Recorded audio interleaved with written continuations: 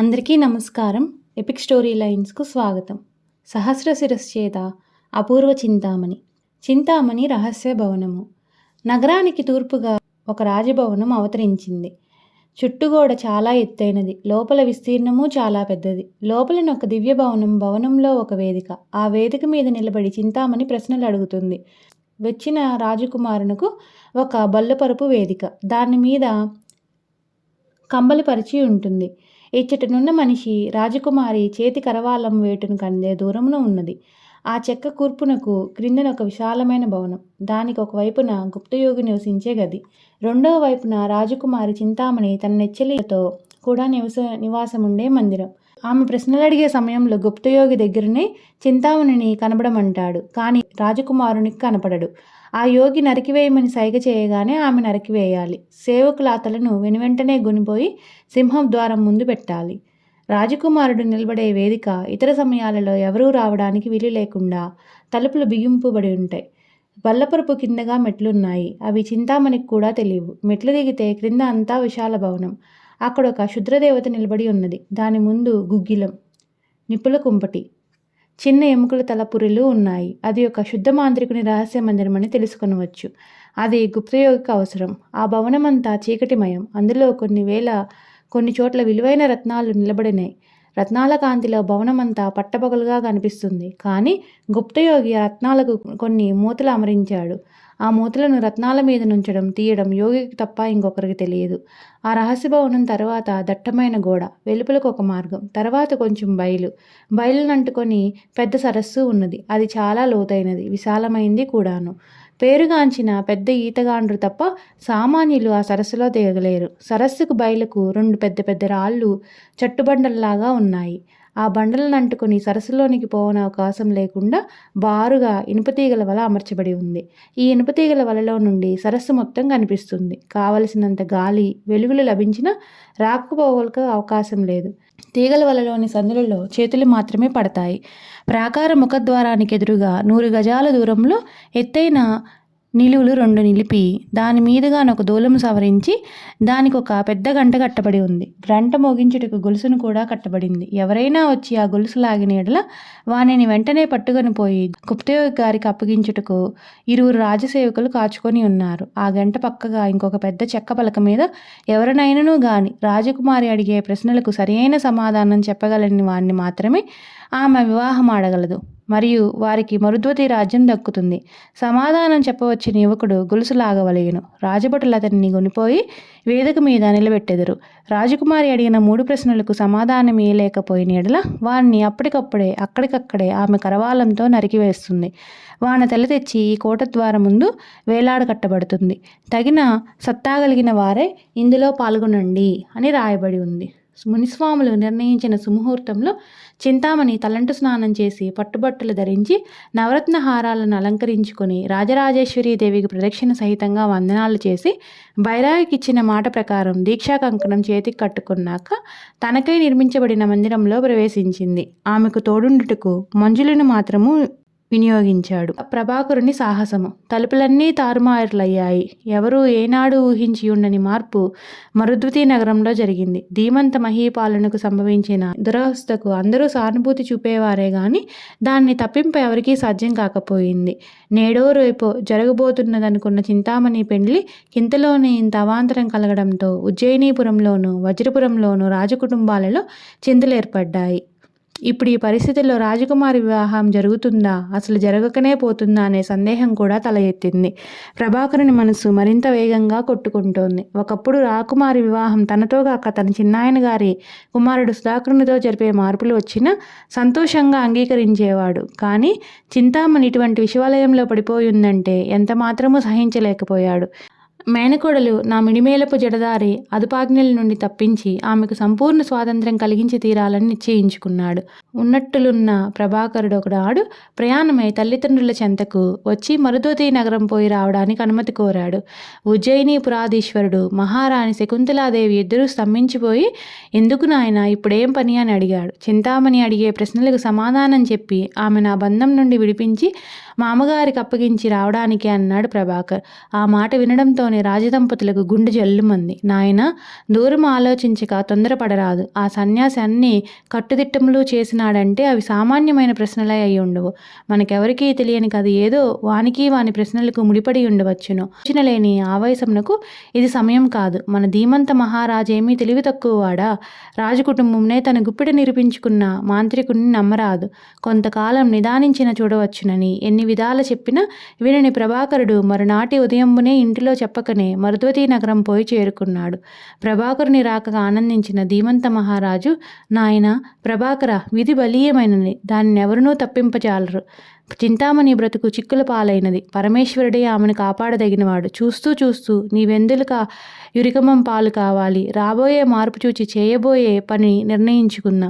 తొందరపడి ముందుకు పరిగెత్తుకు అని చెప్పారు. కానీ ప్రభాకరుడు ఎవరి మాటలను చెవిపెట్టకుండా పోయి గొలుసులాగాడు. రాజుభటులు అతనిని గొనిపోయి వేదిక ముందు నిలబెట్టారు. చింతామణి కంకణం ధరించి ఆనాటికి 15 దినములైనది. సమాధానం చెప్పడానికి రాకుమారులు రావడం ఇదే ప్రారంభం. గుప్తయోగి శిక్షణ పొందిన చింతామణి వేదిక మీదకు వచ్చి ప్రభాకరుని చూచింది. వెంటనే వెనుకకు తిరిగిపోయి సన్యాసితో, స్వామి, ఆ వచ్చినది మా బావగారు. నాకిప్పుడు సంకటం వచ్చి పడింది.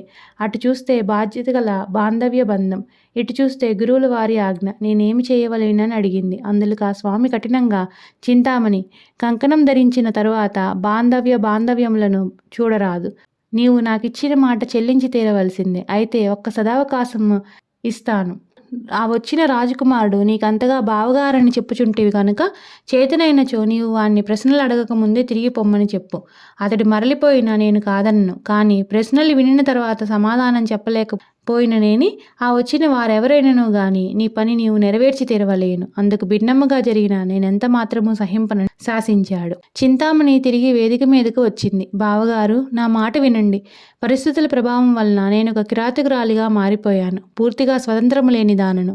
నేను అడగబో ప్రశ్నలకు మీ పాండిత్యమునకు సంబంధం ఉండదు. మీరు చెప్పలేరు. ఈ విషయం చెప్పి ప్రశ్నలు అడగకయే మిమ్ము తిరిగి వెనుకకు పంపగల అనుమతిని నేను గురువుగారి దగ్గర నుండి సంపాదించుకున్నాను. ప్రశ్నలు అడిగిన తర్వాత నేను ఎవరినైనా వధించక తప్పదు. నేనుగా బ్రతిమాల కొనుచుంటిని కావున నా మాట విని మీరింతట మరలిపోవటం మంచిది అని ఎంతగానో బ్రతిమలాడి చెప్పింది. ప్రభాకరుడు ఆ మాటలు లెక్క చేయక, తిరిగిపోవడానికా నేను ఇంత దూరం వచ్చిన చింతామణి, నిన్ను చెరసాల నుండి విముక్తి చేయకుండా విడిచిపోయిన దానికంటే చావడమే మంచిది. నీవు అడగగల ప్రశ్నలను అడుగు అని ధీమాగా నిలబడ్డాడు. చింతామణి ఇంకనేమీ మాట్లాడలేకపోయింది. అయితే వినండి. నా ప్రశ్నలలో మొదటిది, 1వది, సర్వము సన్యసించిన పరిశుద్ధ మునీంద్రుడైన చందమ్మున నటించి రాజాదరణము పొంది పూజారి మరదలకు మచ్చికపడి మహామంత్రి సమాంతంగా సంహరించి ప్రియురాలితో కూడా సరిహద్దు రాజ్యానికి పారిపోయిన కపట సన్యాసి ఎవరు? సరిహద్దు రాజులు వైరములెట్లున్నవి? ఆ రాజులెవరు? వారి పేరులేమి? 2వది, తన నుండి రక్షణ పొందిని రాజుకు విశ్వాసపాత్రుడిగా నటించి వారిని చెరసాల యందున్న శత్రురాజు దంపతులను బందీల నుండి తప్పించిన తరువాత వారిని విడదీసి రాణిని పొందగోరి మోసపోయిన యోగీంద్రుడెవరు? అతడిప్పుడు ఎక్కడున్నాడు? తిరిగి ఈ రాజదంపతులు కలుసుకున్నారా?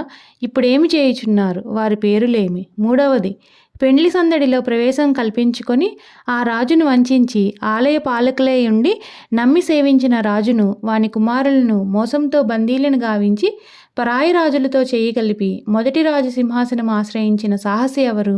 అతడిప్పుడు ఎక్కడున్నాడు? ఆ రాజు దంపతులు ఏమి చేయుచున్నారు? వారెవరు? ప్రశ్నలు విన్న ప్రభాకరునికి ఏమీ బోధపడలేదు. చింతామణి కరవాలమెత్తింది. ప్రభాకరుడు జంకు గొంకులు లేకుండా, చింతామణి, తొందరపడకు. ప్రశ్నలకు నిబంధనలు ఉండవలేను. అవి లేనివి ప్రశ్నలు అనిపించుకొనవు. నీవడిగిన 3 ప్రశ్నలలోనే ఒక్కటి నీవు నా ఆధారం గలదిగా లేదు. మీది దేశాలకు సంబంధించినదా? రామాయణార్థంలోనిదా? భారతమునకు సంబంధించినదా? చారిత్రాంశముల, సాంఘిక సమస్యల, ఛందో వ్యాకరణ తర్క మీమాంసములందలి విషయముల? ఏ సంబంధం లేని ఈ మాటలు ప్రశ్నలాగా కాగలవు? తలాతోకా లేని పిచ్చి మాటలకు సమాధానం చెప్పలేదని రాజకుమారులను సంహరించుట మీకెవరు అధికారం ఇచ్చారని గద్దించాడు. ప్రభాకరుని మాటలు నిజంలేనని చింతామణి గ్రహించింది. లోపల నుండి ఒక గంభీర స్వరం వినపడింది. చింతామణి, మనదొక రాజసభ కాదు, పండిత సభ కాదు. మన నిర్ణయంబునకు బద్దులై మన దగ్గరకు వచ్చిన వారినే మనం అడుగుచున్నాం. మన ప్రకటనలో మన ప్రజలకు సమాధానాలు చెప్పవలెనే గాని వారు తిరిగి ప్రశ్నించుటకు అవకాశం కల్పించి ఉండలేదు. మీ ప్రశ్నలు దీనికి సంబంధించిన పని చెప్పి ఉండనూ లేదు. మనం ఇతనికి సమాధానం చెప్పవలసిన పనిలేదు. ముందు ఇతని తలనరికి వేయి అనే మాటలు భయంకరంగా వినపడినాయి. అంతే, చింతామణి కరవాలం ప్రభాకరుని తల నరికివేసింది. మరుక్షణంలో ప్రభాకరుని తల కోటద్వారంన వేలాడగట్టబడింది. చింతామణి తన మందిరానికి పోయి పావురమని ఏడ్చింది.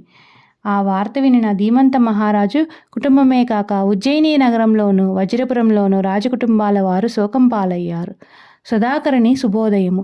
ప్రభాకరుని దుర్మరణ వార్త వినడంతోనే సుధాకరునకు ఒడులు మండిపోయింది. ఏమీ, చింతామణి స్వయంగా ప్రభాకరుని తల నరకడమా? ఎంత ఘోరం, ఎంత విపరీతం! ఇంతకీ ఆ ముని ఎవడు?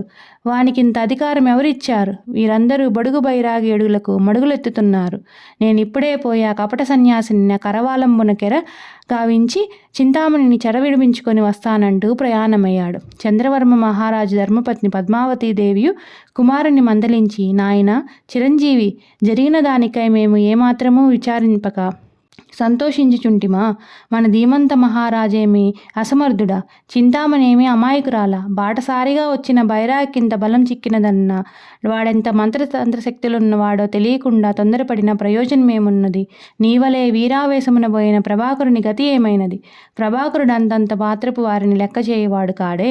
పోయినవాడు తిరిగి రాలేకపోయినప్పుడు నీవు ముందుకు పరిగెడడం మంచిది కాదు. ప్రస్తుతం మీ పెద్దనాన్న సూర్యవర్మ మహారాజుకిప్పుడు కొలుము నిలుపగల కుమారుడే కరువైపోయినాడు.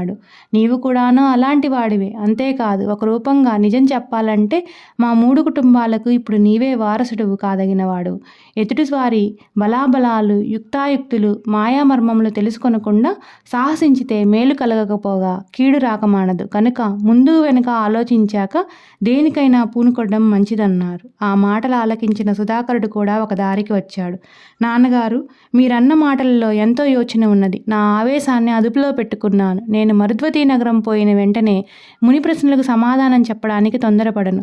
అక్కడ నా యుక్తాయుక్తుల శక్తుల కొలది ప్రయత్నించి గుప్తయోగా అడిగించే ప్రశ్నలేవో తెలుసుకొని ఎన్ని దేశాలు తిరిగైనా వాని సమాధానాలు సేకరించిన తరువాతనే చింతామణి యొద్దకు పోయి విజయం సాధించుకొని వస్తాను. నన్ను దీవించి పంపండి అంటూ నమస్కరించాడు. పద్మావతి చంద్రవర్మ మహారాజుల ఆనందమైంది. కుమారుణ్ణి దీవించి పంపించారు.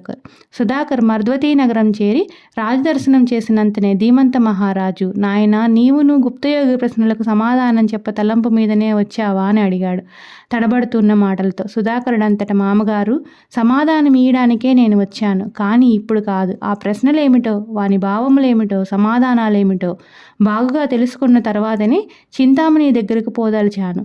నాకు కొన్ని వివరాలు అందేదాకా నేను ఇక్కడనే ఉండదలిచాను అన్నాడు. ఆనందంతో పొంగిపోయిన రాజదంపతులిద్దరూ, అంతకంటేనా, నీకు ఈ ఇల్లైతే మాత్రం పరాయి చోటు కాదు కదా, కొన్నాళ్ళేం ఎన్నాళ్ళైనా నువ్వు వండదగిన వాడివేనన్నారు. సుధాకర్ మామగారింట నివాసం చేసి సన్యాసి అడిగే ప్రశ్నలేమిటో తెలుసుకొనవలేనని వారిని వీరిని అడిగి చూచాడు. నగరమంతా గాలించాడు, కానీ కావలసిన సమాధానం చెప్పిన వారెవరూ లేరు. ఎవరు బట్టినా ఆ ప్రశ్నలేవియూ మేము వినలేదు, మాకు తెలియవు. అయినా అంతా కట్టుదిట్టములు చేయబడిన సన్యాసి ప్రశ్నలు మాకు మాత్రమే ఎలా తెలియగలవన్నారు. ఇది ఇట్లుండగా చింతామణి సన్యాసి తనకు ప్రశ్నలు చెప్పి వల్లించమనిన మొదటి రోజులలో ఆమె మరిచిపోకుండాటకు గాను వానినొక మొగలిరేకు మీద రాసుకొని బట్టి పట్టింది. కొంతకాలానికి మొగలిరేకు మాటే చింతామణికి గుర్తులేదు. అది చింతామణి నెచ్చలి అయిన మంజుల చేతికి దొరికినందున భద్రం చేసింది. ఆమెకు ఒక నాటి కలలో కాళికాదేవి కనపడి, అమ్మాయి, నీకు నీ రాజకుటుంబం మీద గౌరవాభిమానాలు చెప్పుకోదగినవి. నీ స్నేహితురాలు చింతామణికి నీ వలన కొంత మేలు జరగవలసి ఉన్నది.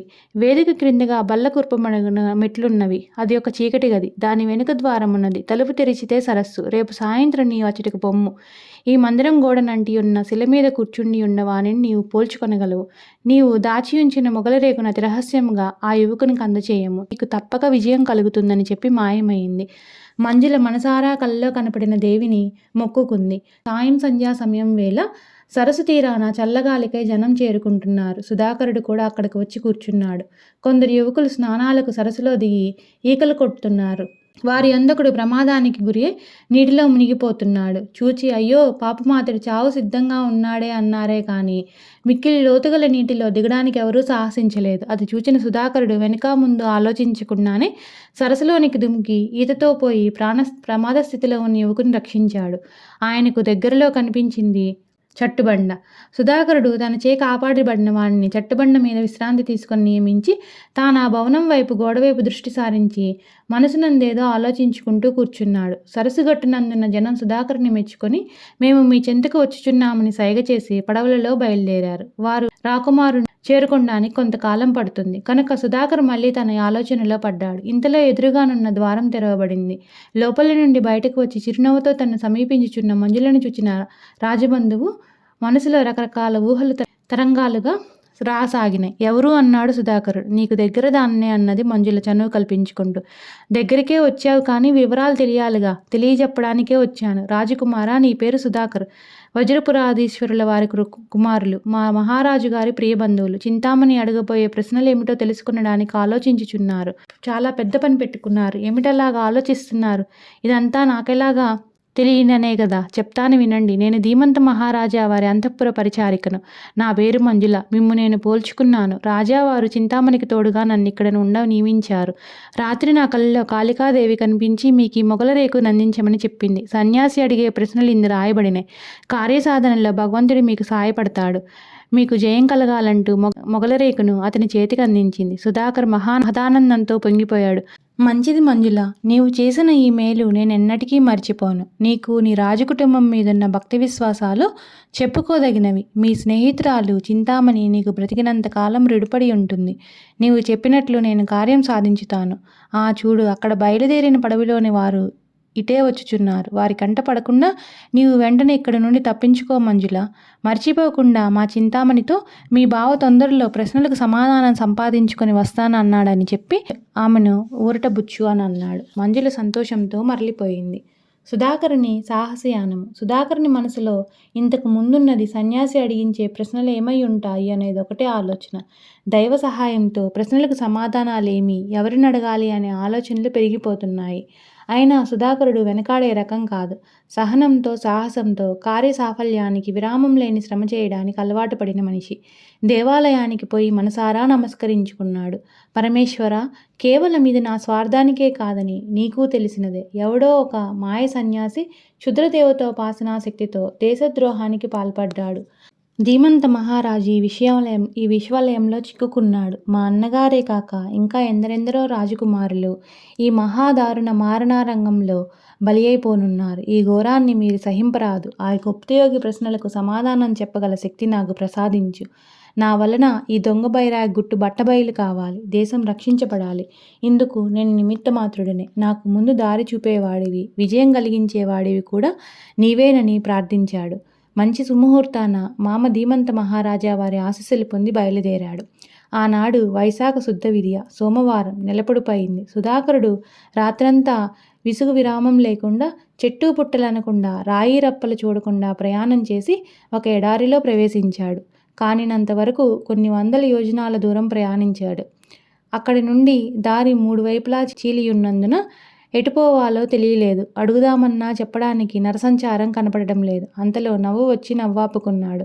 అవును, నాకెవరైనా కనబడ్డారే అనుకుందాం. నీవెక్కడికి పోవడానికి దారి కావాలి అని వారు అడిగితే నేనెక్కడికి వెళ్ళుచున్నానని చెప్పగలను అని అనుకున్నాడు. నిజమే, నేను ఇప్పుడు ఎక్కడికి పోవచున్నాను, ఏ ఊరు పోవాలి, ఎవరిని కలియాలి, ఏమి చేయాలి అని ఆలోచించుండగా వానికి రాజకుమారా అనే పిలుపు వినవచ్చినది.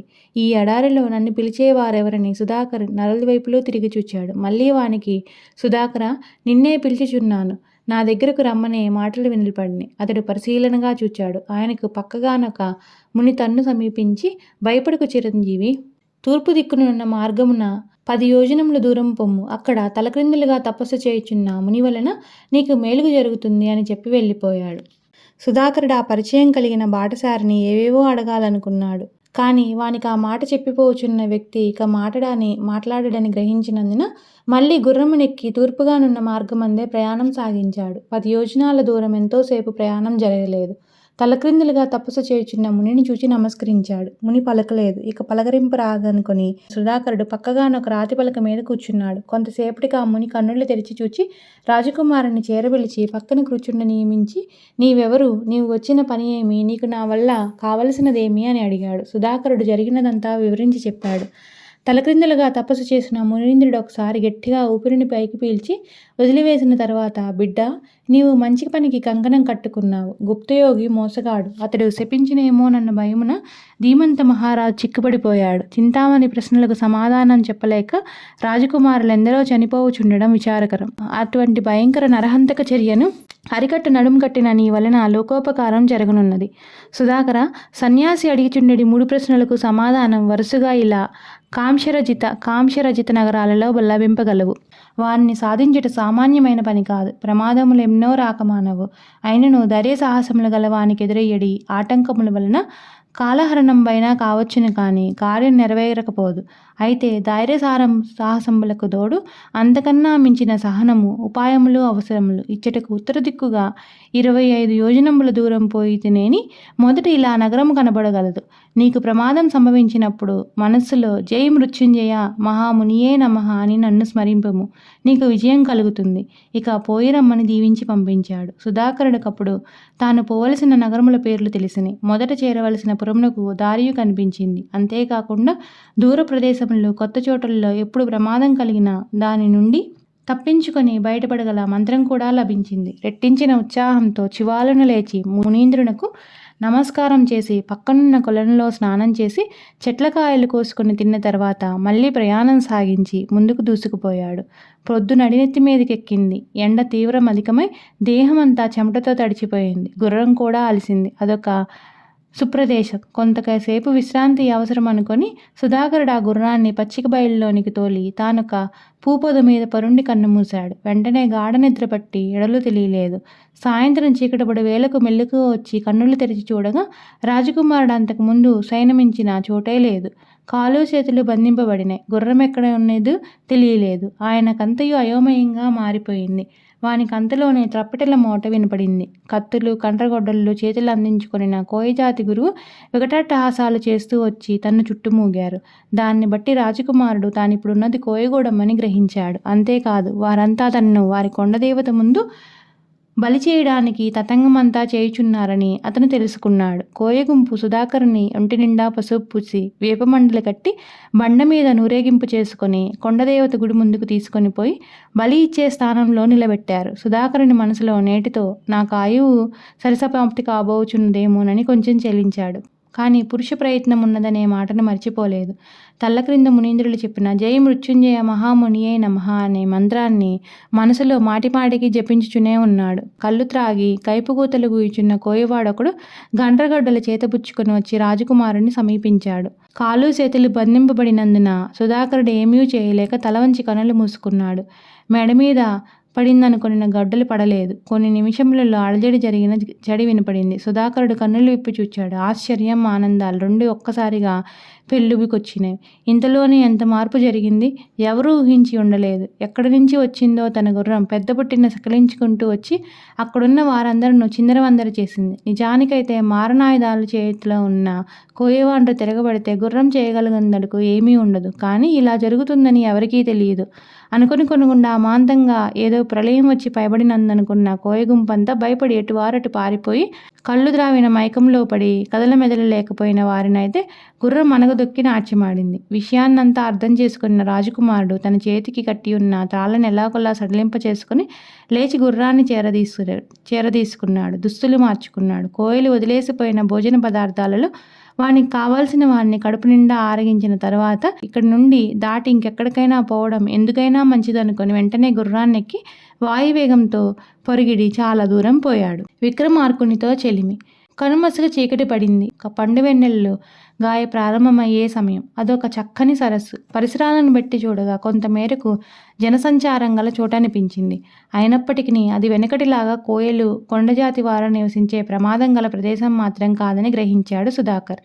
తన ప్రాణాలను కాపాడిన మిత్రుని లాంటి గుర్రం బాగా అలసిపోయినందున దిగి దాని కృతజ్ఞతలు చెప్పి నీరు త్రావించి పచ్చిక మేయని నియమించిన తరువాత తను చక్కగా స్నానం చేసి సమీపం నందున్న చెట్ల కాయలు తిని పూల పందిరికి దగ్గరగానున్న శిలావేదిక మీద విశ్రమించాడు. రాజకుమారుడు కొంచెం సేపు తన ప్రయత్నమును గురించి, ఎదురుగా చిన్న ప్రమాదాల గురించి యోచించాడు. మనసు తనకు తెలియకుండానే గగన మార్గంలో తనకెదురయ్యే మేఘాలలో నుండి చూచుకొని పొందుగా పోతున్న చంద్రగమనం మీదకి ప్రసరించింది. చందమామ, నాకిప్పుడెవరు ఇక్కడ తోడులేరు. కనబడుతున్న నీవెంత తొందరగా పరిగెత్తిపోయినా నాకు కనపడకుండా పోలేవులే అని నవ్వుకున్న మరికొంతసేపటికి ఆయనకు గాఢ నిద్ర వరించింది. తెల్లవారింది. బడలిక చేత ఒడిలెరగకుండా పడి నిద్రించిన సుధాకర్ మేల్కొని చుట్టూ చూచినప్పటికీ సూర్యోదయమైంది. మళ్ళీ పరమాశ్చర్యం. తన పక్కగానెవరో గుడారాలు వేశారు. పరివారంతో కోలాహలంగా ఉంది. అదంతా చూచిన రాజకుమారుడు ముందు కలవరపడ్డాడు. ఒక సేవకుడు వచ్చి నమస్కరించి, ప్రభువులకు జయముగాక, మీరిప్పుడు ఇలా పురాధీశ్వరులైన జయసేన మహారాజు కుమారులు విక్రమార్క భూపాల మహారాజు వారి ఆశ్రయమందున్నారు అని వివరింపారు. అప్పుడు తిరిగి మీ పురం పేరేమిటి అని అడిగాడు. ఇలాపురం అన్నాడు రాజసేవకుడు. అయితే నేను ఇప్పుడు చేరవలసిన చోటుకే చేరుకున్నాను అని అనుకున్నాడు. రాజసేవకుడు తిరిగి పని కల్పించుకొని, మా ప్రభువులు వేటకై వచ్చినప్పుడల్లా ఇచ్చటనే జిలీ చేయడం ఆచారం. రాత్రి వచ్చిన మేము మా వెనకటి పద్ధతిని అనుసరించి ఇక్కడనే గుడారంలో వేయుచుండ మా యువరాజు వారు మేము చూచి జాలిపడ్డారు. ఎవరో మార్గస్థుడు మార్గాయాసం పొందిన నిద్రలోనున్నాడు. సుఖనిద్ర యందున్న వారిని మేలుకొల్పరాదు. ఈ యువకుడు నిద్రలేచి వరకు కాచి ఉండి అనంతరమున కుశల ప్రశ్నలు వేసి కావలసిన ఉపచర్యలు అనరించిన తర్వాత నా చెంతకు కొనిరండని మాకు ఆజ్ఞని ఇచ్చి వెళ్ళారు. దేవరవారు లేచి విజయం చేయగలరు అని వినయంగానే మాట్లాడాడు. సుధాకర్ లేచి రాజసేవకుని అనుసరించాడు. కొద్దిసేపటిలోనే స్నానాపానాదులు ముగించుకొని ఆత్మీయులిచ్చిన పొడివస్త్రములు ధరించి రాజసేవకుని వెంట పర్ణశాల ఎందున్న వారిని సమీపించుచుండగానే అందున్న సర్వాధికారి గౌరవపూర్వకంగా ఆహ్వానమిచ్చాడు. ఉచితాసనమున కూర్చున్న పరదేశీని ఉద్దేశించి విక్రమార్కుడు చిరునవ్వున, అతిథులకు మా పరివారం వల్ల సపర్యలు యందు ఏ లోపము జరిగి ఉండదని తెలుస్తున్నామన్నాడు. సుధాకర్ కూడా మందస్మితంతోనే, మంచి మర్యాదలు తెలిసిన వారి వలన మరొకరికి లోపములుండవు కదా అని సమాధానమిచ్చాడు. మీరు తృప్తిపడటమే మాకు ఆనందం. పరమేశ్వరుడు మిమ్మట్లే కాపాడగలడు. సంతోషం. నూతన పరిచయముల వివరాలు తెలుసుకొని కోరుచున్నాను. ఆత్మీయులకు నేనే చెప్పవేడుక బడుచున్నాను. సుధాకర్ తన కథనం పూసుగుచ్చినట్లు చెప్పాడు. ఆ మాటలు ఆలకించుచున్నంతసేపు విక్రమార్కుని మనసులో కోపజ్వాలలు పుట్టుకురావడము, మరలా వాటంతటవే సమసిపోవడం కూడా గమనించుచున్న రాజకుమారుడు తానింక చెప్పదగినది లేదన్నట్లుగా సంభాషణ ముగించాడు. విక్రమార్కుడు సుధాకరుని కౌగిలించుకొని, మిత్రమా, నీవు చేపట్టినది చాలా మంచి పని. నీకు ఈ విషయంలో మా సహకారం లభించుతుంది. నీవు ఈనాడు రాదగిన చోటికే వచ్చావు. మేము ఇలా నగర పాలకులం.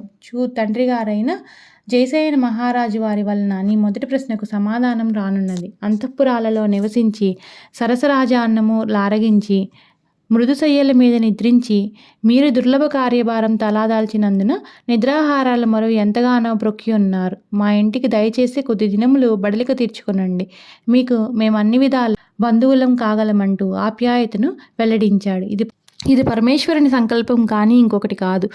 ఇంత మంచి మనసు గల మీకన్నా నాకు ఆప్తులు ఎవరున్నారు? మీరిచ్చిన ఈ అవకాశాన్ని నేను జారవిడుచుకుంటానా అనిన సుధాకర్ మాటలకు ఆనందించిన విక్రమార్కుడు వెంటనే అనుచరులను పిలిచి, 5 రోజుల కార్యక్రమంగా మనం నిర్ణయించుకున్న ఈ వేటను మాకు ఆత్మీయ బంధువులు వచ్చిన కారణంగా నేటితోనే ముగించి రేపే మనం మన నగరానికి చేరవలయును. కావున మీరు ఆ ప్రయత్నంను ఉండవలసిందని హెచ్చరిక చేశాడు. వేటగాళ్లు మొదట క్రూరమృగాలను చంపగానే రాజకుటుంబం మర్యాదలకు తగిన మాంసమున ఉపయోగములకు కుందేళ్లను, నెమళ్లను మొదలైన జంతువులను వేటాడుకుని వచ్చారు. వారంతా మరునాటి వేకువనే బయలుదేరి నగరికి చేరిన వెంటనే విక్రమార్కుడు సుధాకరునకు రాజభవనం నందు విడిది ఏర్పాటు చేయించాడు. భోజనాల సమయంలో తన తండ్రి గారికి సుధాకరుని జయసేన మహారాజు గారికి పరిచయం చేశాడు. పరదేశీ వచ్చిన కార్యమును గురించి కూడా ఇలా పురాధీశ్వరులకు యువరాజు వారు తెలియచేయడం జరిగింది. భోజనానంతరం జయసేన మహారాజు సుధాకరుని తన వెంట నిజభవనానికి తీసుకొని పోయి సుగంధ ద్రవ్యములతో కూడిన తాంబూలము సేవింప నియమించి కుశల ప్రశ్నలతోనే వాని ఊరు పేర్లు తెలుసుకున్న పిదప ఇరువురు లేచి ఉద్యానవనంలోనికి పోయి శిలావేదికల మీద కూర్చున్నప్పుడు జయసేనుడు సుధాకరునికి ఇలా చెప్పసాగాడు.